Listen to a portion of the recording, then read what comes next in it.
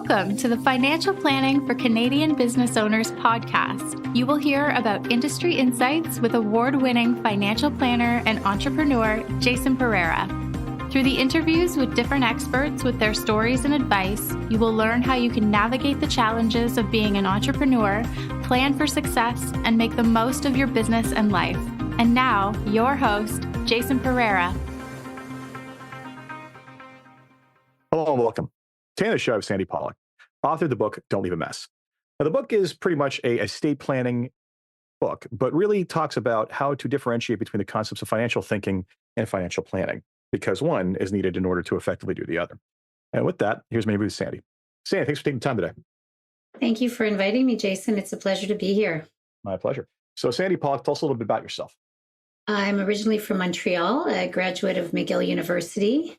I have been in the financial services world for over 35 years. I am a certified financial planner, a family enterprise advisor, a chartered life underwriter, as well as a whole bunch of other designations because I love learning and try to keep that knife as sharp as possible when it comes to being of assistance to the clients that I work with.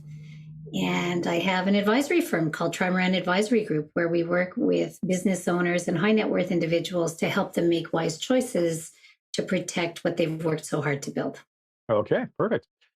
So basically, I brought you on the show to talk about your book and the work you've done in estate planning. So talk to me about that, but specifically, let's talk about this entire estate thinking and planning thinking concept that you talk about in the book first. Well, I think, Jason, to be very frank with you, we tend to be a species where we're always looking to find solutions. And if you are a business owner that wakes up every day with problems, and we're not talking about a problem, but many issues that you're constantly having to think on your feet and handle in order to grow your business and be what I would call a future thinker, it's very normal for when people consider estate planning that they want to do it as quickly and efficiently as possible. The challenge with that is that if you don't really think through the wealth that you've built, you can end up destroying the very thing that you have created. Because I'm a firm believer that building wealth, managing wealth, and transferring wealth are three separate things. Yeah, it's I smiled there. A couple of comments you made there. It's the quick and efficiently as possible. It's like I find it hilarious, and I guess people just don't know better. The entire I need a will, so it's like I'm gonna go grocery shopping. Like it's this entire. I do love the entire. I've been nagged by my advisor to do this forever. I know I need to do this forever. Okay, now I'm ready to do it. I want to do yesterday. Like no, this is not a document. This is a process to arrive at a document. And that is a fundamental difference. And I've literally seen people like, well, this is taking so long. I'm like, yes, because we started asking questions and you had no answers. Rightly so, because you haven't started thinking about this, right? So, and as for your point about basically it is a way of destroying wealth. Oh yeah. As let's say the only people who benefit from a poorly organized estate are the lawyers. And whether that be people suing each other or not leaving an estate plan behind or any number of other things. I always say, if you want to destroy your wealth, don't take the time and create it. But if you also want to make your family hate you after you're gone, go ahead and leave a disorganized estate, because heartbreaking to see, but countless times I've seen people just look at the person who just died, not longingly or with sorrow, but just mad, and on some level, rightfully so. So, all right, talk to me about. We'll get into some horror stories along the way, I'm sure, but talk to me about the first steps. Like, what are the early impetuses to actually getting this problem resolved? Well, I think a lot of it has to do with people's reticence to even think of putting a will together or planning their affairs. And there's many myths that I uncover and share in my book. The first big one is that if I don't write my will and plan my estate, I won't die. Yeah, or that if I do, that's what, someone wrote a will, they died the next week. Oh no, that's a bad omen. Exactly. Yes. It's exactly that. So that's number one. The other thing is that we all have how our relationship with money, how we grew up. Someone it coined it money scripts. Sometimes we're taught that it's not nice to talk about money. It's rude, right? So what is worse, not talking about money while you're alive or waiting for your family to be shocked with how much or how little there is in the complexity? And why I say this is because it's not about money not being important. It's what money does. And once a person understands their money script, understands what the value of money creates, it creates freedom, it creates charity, holidays, doing good for others, financial security. All of a sudden, when you start to unpack what money is, it's not such a terrible thing, right? And it's not such a horrible thing to discuss, particularly with your life partner and your family. And I think what happens is we are preconditioned, depending on how we grew up, that it's somewhat rude to discuss. So that's another reason why people don't like to plan their estates, is because they don't even want to think about the magnitude of their wealth. And you have a generation, which is the baby boomers, that are surprisingly getting older. I know it might be a shock to you, Jason, but every day we are 1 year older than we were the day before. And understanding that events can happen, that I think that if you are prepared and if you have the courage, because it does take courage to actually sit back and look at what you have and what you want to do with it, and also get into sometimes some uncomfortable conversations about families and family dynamics, because every family is special and every family has its own unique relationships, challenges, baggage, we'll call it, that needs to be addressed. Because it's not just about wasting the wealth away due to estate litigation, which can cost hundreds of thousands and sometimes millions of dollars. And we talk a little bit about that in the book, but it's what it does to your family members. And it ends up destroying families more than financially. But the whole purpose of a family is about unity and harmony, or at least that's the quest. You have very different personalities, but keeping the family together, usually it's that generation that creates the wealth, that is the bind that holds them. And if they have not taken the necessary steps to understand what they have, what their tax obligations are, if they happen to walk out of life a little too soon, and how they want it distributed, it can actually destroy family relationships for generations to come. And that is totally unnecessary in my humble opinion. All right, so we'll talk about what goes wrong later, but let's talk about, so this is the issue. Okay, so they finally reconcile that they want to do this. And, I think for straightforward ones where there's one child that's going to get everything, no problem, right? Like, I shouldn't say that actually, because sometimes it's like, I don't want to leave them that much, right? Or there's a business that maybe they're not capable of running. So let's talk about even what appears to be the simplest of situations where there's one heir. Talk to me about like common pitfalls or issues that you see happen. And you know what? Feel free to expand on multiple heirs, because frankly, it's going to touch upon them as well. Whether it's one or multiple, first of all, you have to take account what you have. It astounds me the number of successful entrepreneurs that don't even have a clue as to what their personal net worth is. And when they do, they are shocked. They thought they might be worth a couple of million when in fact it could be worth tens of millions and multiples thereof. So getting them to understand what comprises of their wealth is step number one. Step number two is understanding that there's maybe some illiquidity issues. And if you're talking about an entrepreneur in particular, our experience, and we deal with many successful family businesses and some that family members aren't involved, they tend to invest in, whether it's inventory, reinvest in their business.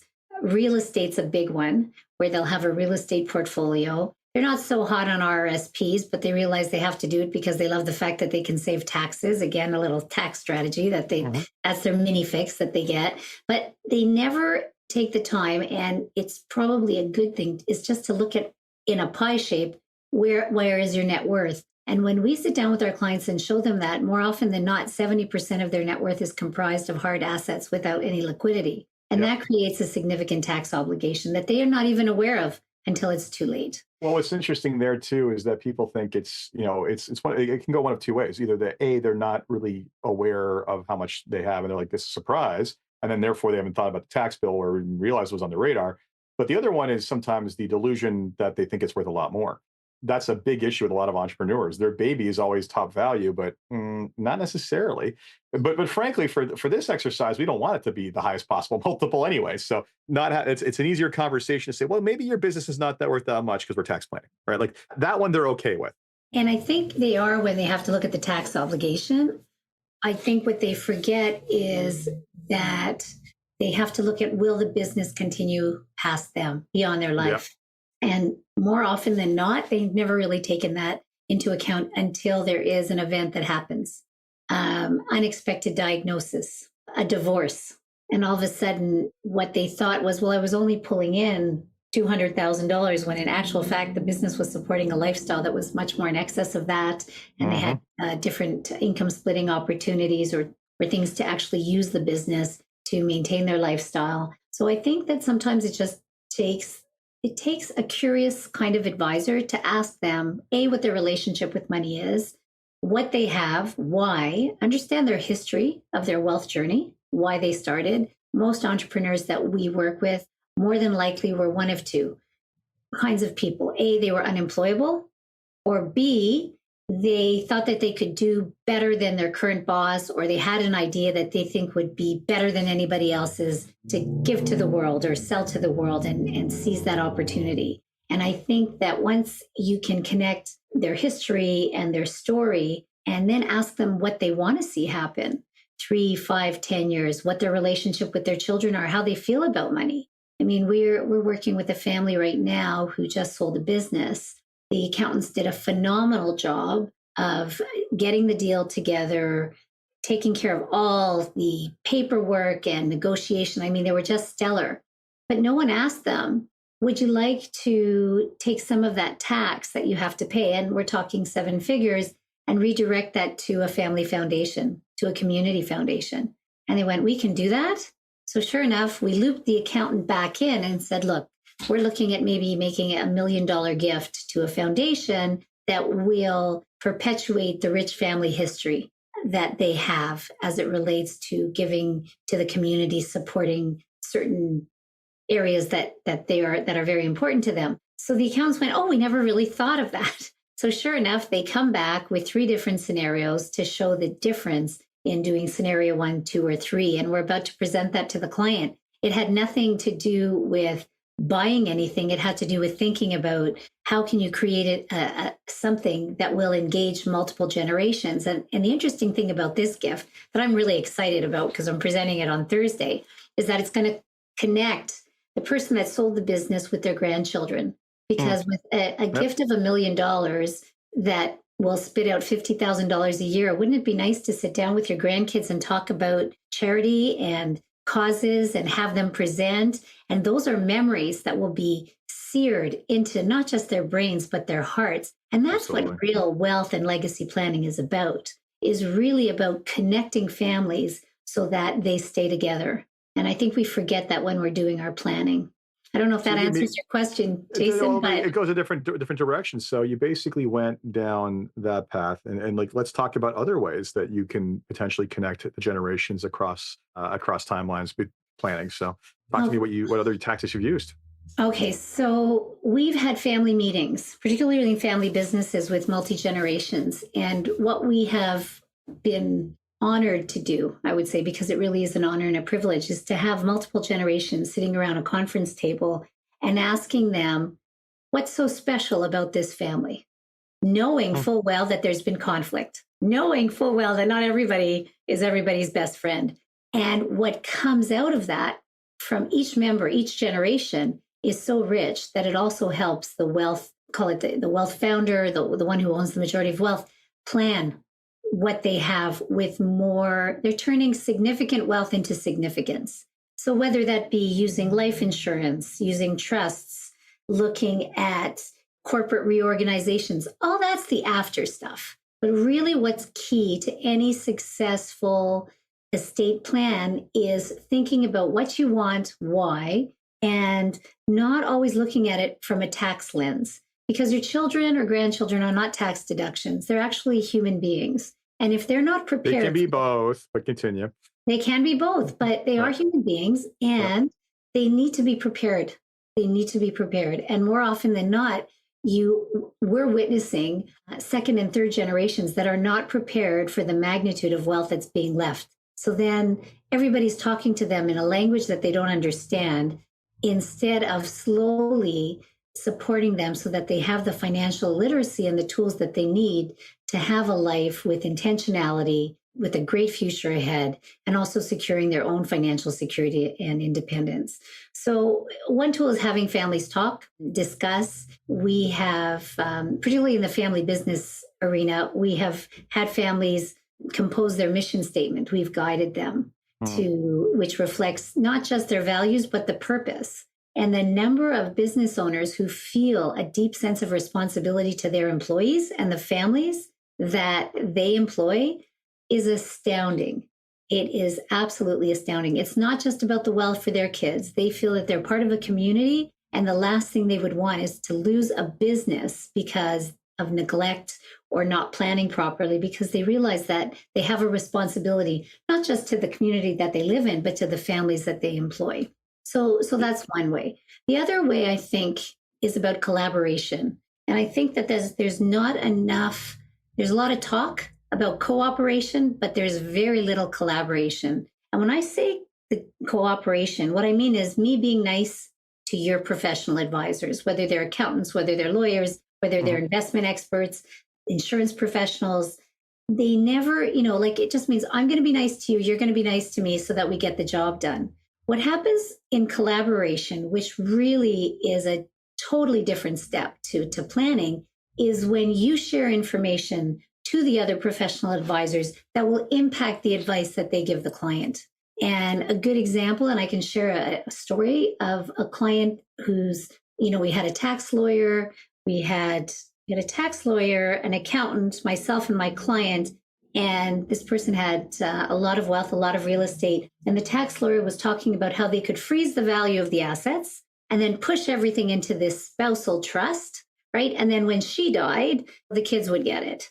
The only problem with that, as my client was squirming in his chair, was that this was a second marriage. So the first marriage, his goal was that he wanted his children from the first marriage to get the bulk of the wealth, also to leave a percentage to his second wife, because he loved her very much. And all that the tax lawyer saw was defer, defer, defer, and the accountant was divide, divide, divide. So I took them both out for lunch.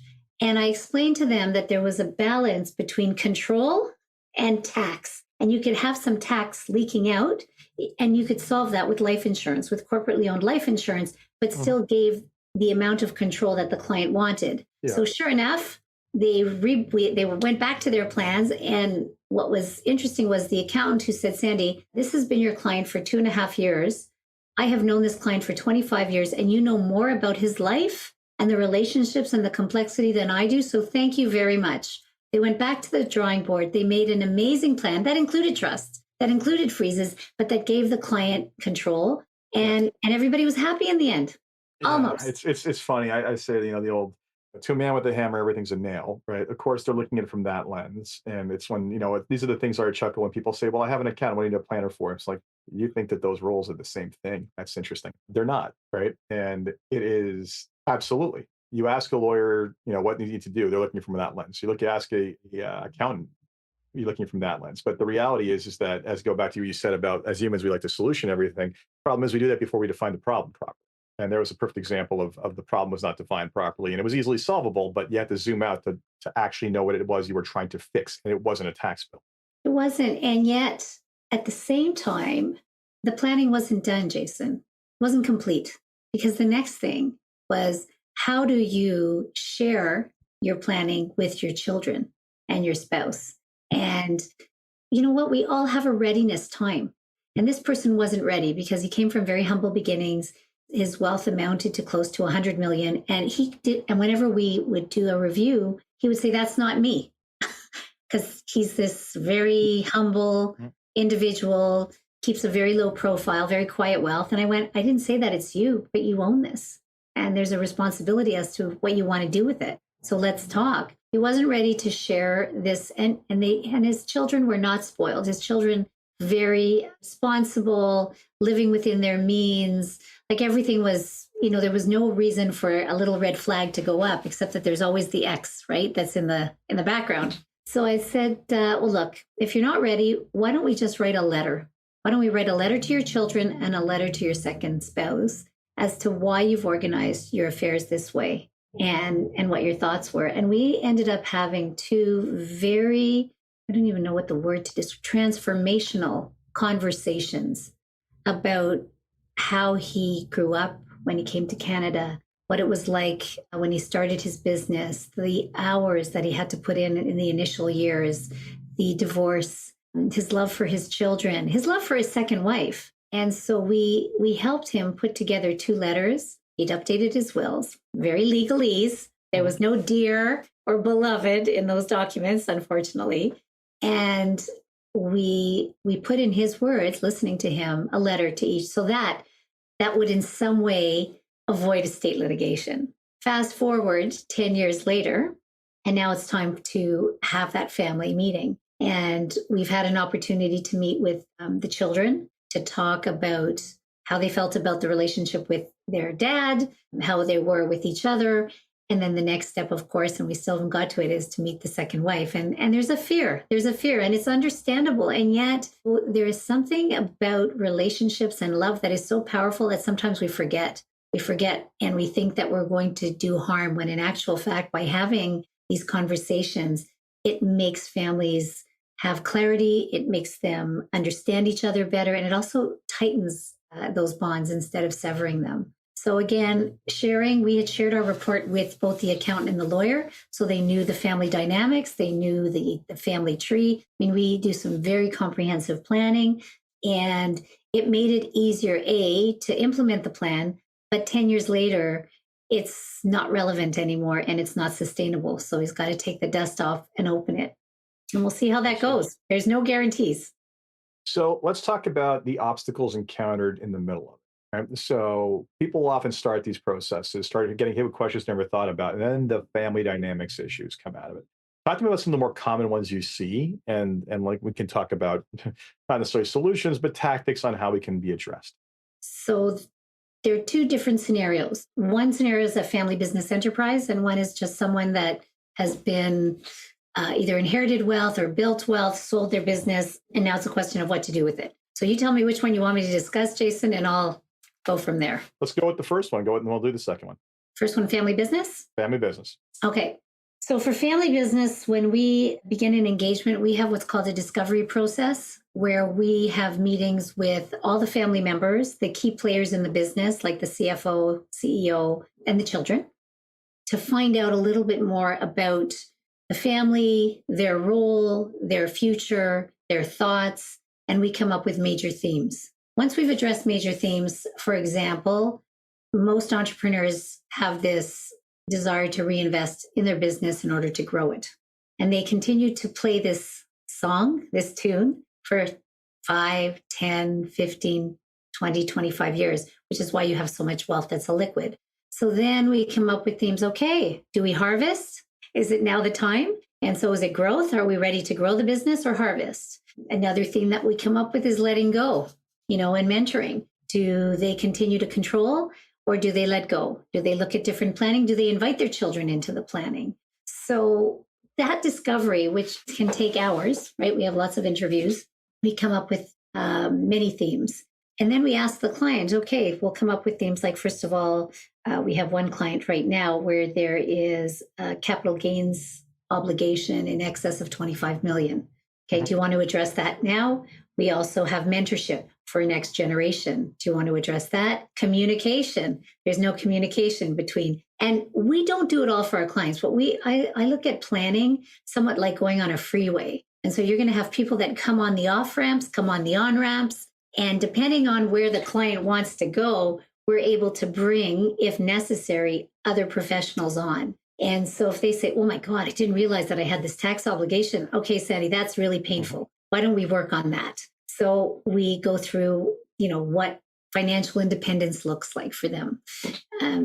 Do they want to continue working? What's the lifestyle? What's the relationship with the spouse? And we tend to draw a story from them as to what they want, why they want it, so that they can then make some, what I would call informed decisions. Dealing with the tax obligation, they may do some regular estate freezes, reorganizations of the company, and then they might consider what their options are to fund the tax. So one option might be just to spend all the money, right? And you have no tax. And I tell that to my clients. I say, there is a 100% foolproof way of paying 0% tax. I have nothing. And they say, really? And I say, oh, yeah. And they say, how? And I say, give everything to charity. Give your homes, your businesses, your cars, just give it all away and go on government assistance. You'll get 2, possibly 3 meals a day, a bed, but you won't pay any taxes. So you can go to that plan, or you can keep what you've built and prepare what you've built in a way that reflects your values, your vision, as well as a tax effective plan. So then we explore funding, we explore saving money to pay tax, we discuss double taxation on death. They look at insurance, which sometimes can be a very interesting tool because it provides liquidity when you need it the most to at least buy time and pay taxes at pennies on the dollar. We look at engaging their other advisors. We also help our clients. This is something that we've just implemented in the last 2 years, which is a legacy letter, so that they have something beyond the gift that they leave their families. And I think that is almost like their moral and financial compass that they hope will transcend other generations. So we do work in that area as well. So once we've come up with all these themes, we ask them where they want to start, because usually there's at least 3, if not 8, different issues that have to be addressed. And we're not there to coach them. I am not a coach. I am their guide. All right. When you go on a trip, you say, I want to go here or I want to go there. And the guy says, okay, now we'll make up a plan. And this idea of the quarterback, it's not about the quarterback. It's about collaboration. It's about communication and transparency. And I think as any kind of advisor, whether it be legal, tax, insurance, financial, the key to truly serving your client is to take your ego gently, ever so gently, place it in your back pocket and ask the clients interesting questions to help them and guide them so they can make the right decisions with clarity and confidence. And I think that we forget that because there's so many great solutions out there, but the client has to have their own self-discovery and prioritize in order to even be open and receptive to addressing those solutions. And the family business enterprise world is very complex, and it requires many professionals, from counselors to coaches, mentors. I mean, the list goes on. So that's that. Does that answer that question? It's a big question. I think it does. So, okay. So we answered that question. So, I mean, it's funny because I was thinking along the way, it's just, if anything, all the stuff the accountants and lawyers focus on is actually the easy part of this equation, right? Because once you understand what it is you're trying to accomplish, it's just a matter of, there's only so many tricks for how we're going to accomplish that. Sometimes you can't accomplish what they want to accomplish, right? But you can get as close to it as possible. And I think it's too often, as usual, it's looking for the thing that solves a problem. People are used to paying for things, documents, whatever else it is, as opposed to what is the actual strategy. And the logistics of it are important. Don't get me wrong, they're absolutely necessary. But if you're not pointing in the right direction, it's a disaster. All right. So basically, we've got through that piece of it. Let's talk about the ones who didn't basically have businesses. This is just inherited wealth, right? It's a very different relationship, because if you don't create it on your own with your, starting from nothing story, your view of money is different. So talk to me about how that impacts the estate planning process. Another great question, Jason. So that requires a little reflection, because it depends on how much the inheritance is. The size of the inheritance is key. Sometimes people that receive significant wealth consider themselves, if they're prepared, stewards of wealth. And what I mean by stewards of wealth is this was a gift. This was a gift which perhaps came from my parents to soften the edges of life, right? Yep. Soften the edges, make things a little more comfortable.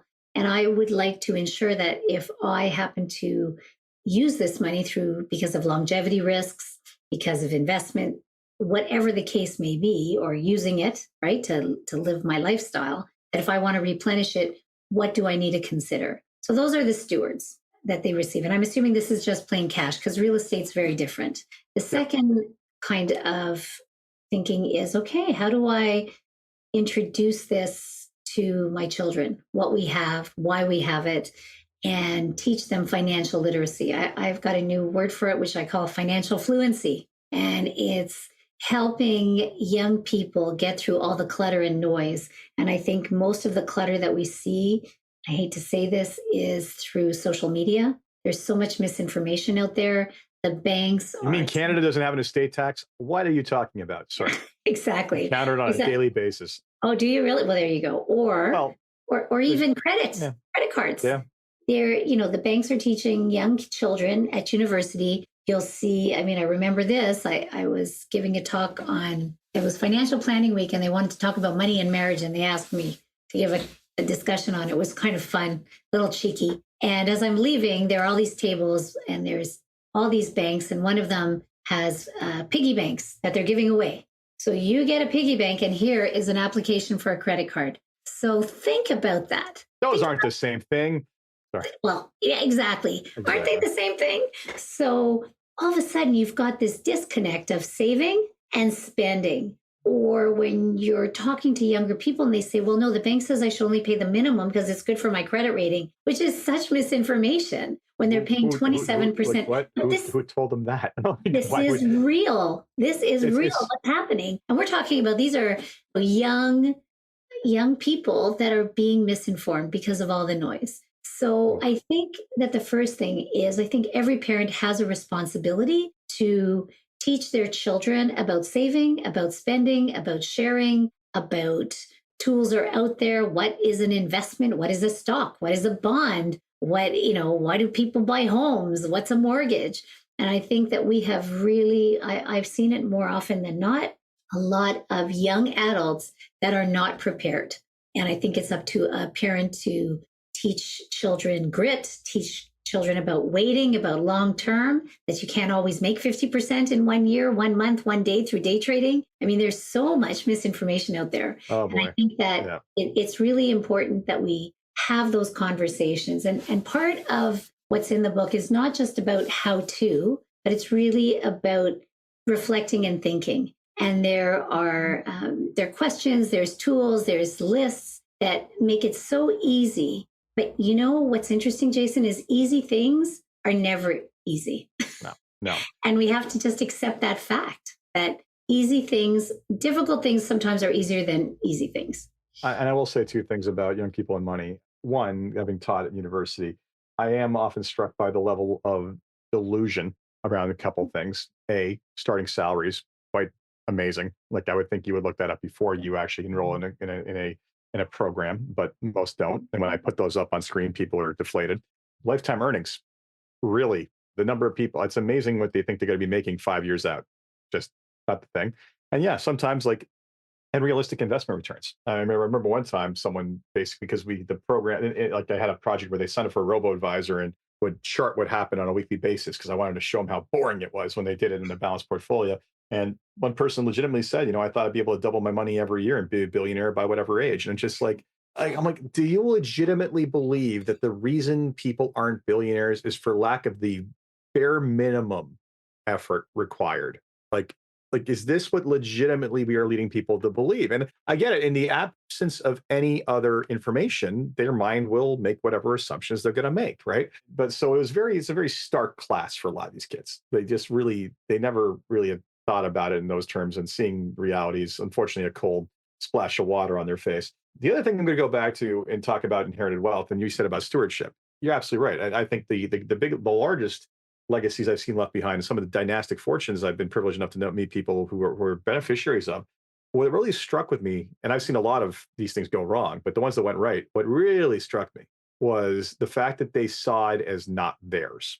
It was like this thing that was given to them that they are to take care of, that will enable the next generations to benefit, but they needed to contribute to it. They needed to take care of it, but they sure as heck weren't going to spend it down.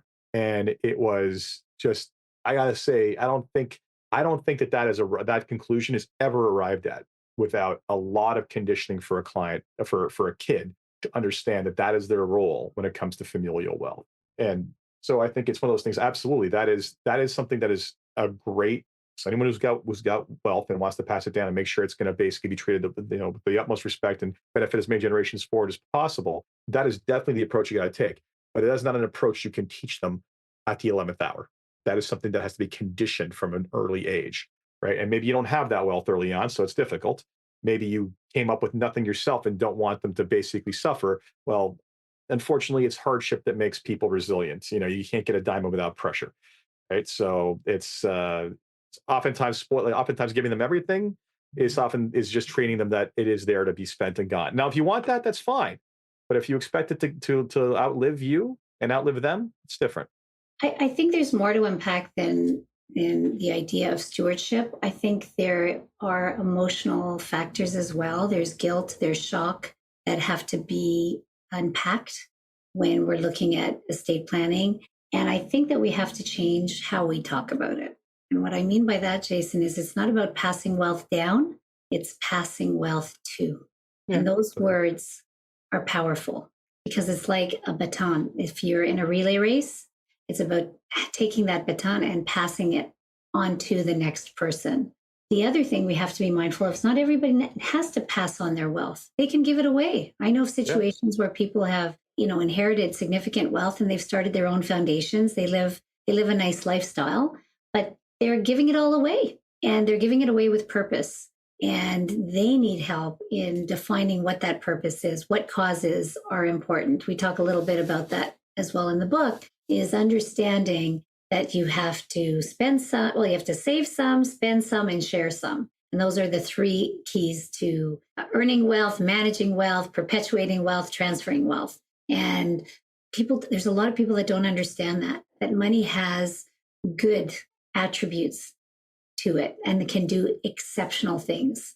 And whether it's being involved in eradicating hunger, encouraging literacy for those that are disadvantaged, providing scholarships and a bigger future, that in itself deserves conversation, not just about the money, but what it can do. And once you get past the financial security and the independence, it can be quite powerful. Absolutely. So before we wrap up, I want to give you an opportunity to provide any last thoughts or words of encouragement for people who are facing this and how to best start is the way to really look at it. I think the first thing that you want to do, there's no best way to start, quite frankly. Get the book, Don't Leave a Mess. We have, that's available on Amazon, all the different, mediums. We have it in Audible. We have it in hardcover, softcover. We also have a website, www.don'tleaveamess.ca, where we put up articles. We're doing speaking engagements, number of podcasts, this as one of them. And thank you, Jason, for this opportunity. I am really hoping that this book will be an industry transformer.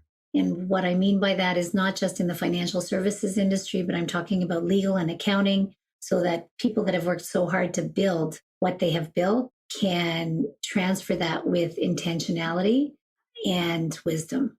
Excellent. So, Sandy, thank you so much for your time. Where can people find you?